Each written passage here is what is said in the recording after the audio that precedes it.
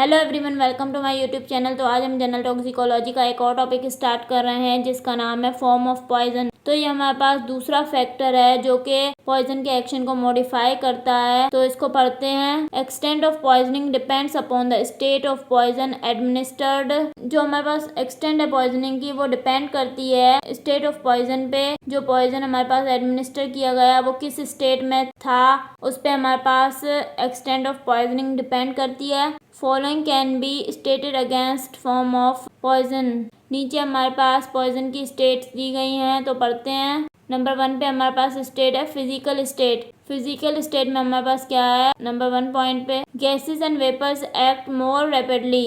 जो गैसेस और वेपर्स होते हैं वो ज़्यादा रैपिडली एक्ट करते हैं। एग्जाम्पल कार्बन मोनोऑक्साइड और सेवर गैस।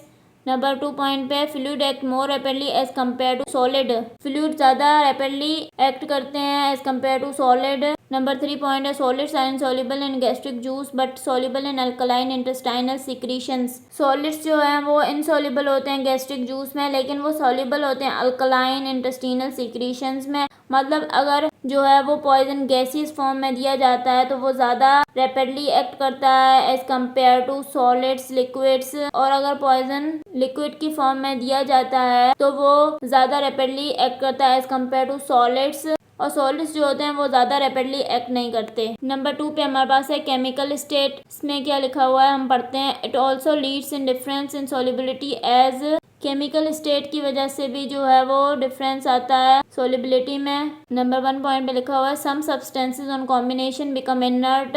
कुछ सब्सटेंसेस ऐसे होते हैं जब वो कंबाइन होते हैं तो वो इनर्ट बन जाते हैं, जैसे example acid and alkali AgNO3 and HCl strychnine and tannic acid. मतलब एसिड और अल्कली जब मिलते हैं तो वो इनर्ट हो जाते हैं। AgNO3 और HCl मिलते हैं वो इनर्ट हो जाते हैं। स्ट्रेचनिन और टैनिक एसिड जब कंबाइन होते हैं तो वो इनर्ट हो जाते हैं। मतलब वो इतने पॉइजनस नहीं रहते, फिर वो लेस पॉइजनस हो जाते हैं। नंबर 2 पॉइंट पे हमारे पास है some substances become poison on combination. इसमें ये बता रहा है कि कुछ सब्सटेंसेस जो है वो हमारे पास पॉइजन बन जाते हैं जब वो कंबाइन होते हैं। जैसे एग्जाम्पल हमारे पास दी हुई है लेड कार्बोनेट और कॉपर आर्सेनेट की। जब लेड कार्बोनेट और कॉपर आर्सेनेट मिलते हैं तो ये हमारे पास ज़्यादा पॉइजनस बन जाते हैं। फेरोसाइनेट और पोटेशियम फेरिसाइनेट की भी एग्जाम्पल दी हुई है। इसके बाद हमारे पास नंबर 3 पे है metallic copper and arsenic are not poisonous but their salts are highly poisonous. Metallic copper और आर्सेनिक पॉइजनस नहीं होते लेकिन इनके सॉल्ट्स बहुत ज़्यादा पॉइजनस होते हैं। नंबर 3 पे हमारे पास है मैकेनिकल स्टेट। तो मैकेनिकल स्टेट में क्या लिखा हुआ है पढ़ते हैं। एक्शन ऑफ पॉइजन में be changed when combined with inert substances. Poison का एक्शन चेंज होता है जब वो किसी इनर्ट सब्सटेंस के साथ कंबाइन करता है। Example alkaloid combined with animal charcoal. मतलब जब अल्कोलॉइड कंबाइन करता है एनिमल चारकोल के साथ तो उसका एक्शन जो है वो चेंज हो जाता है। Corrosives combined with water get dilute and act as irritant. जब कोरोसिव्स को वाटर के साथ कंबाइन किया जाता है तो वो डाइल्यूट हो जाते हैं और एज अ इरिटेंट एक्ट करते हैं। मतलब इनका एक्शन चेंज हो जाता है मैकेनिकल स्टेट में।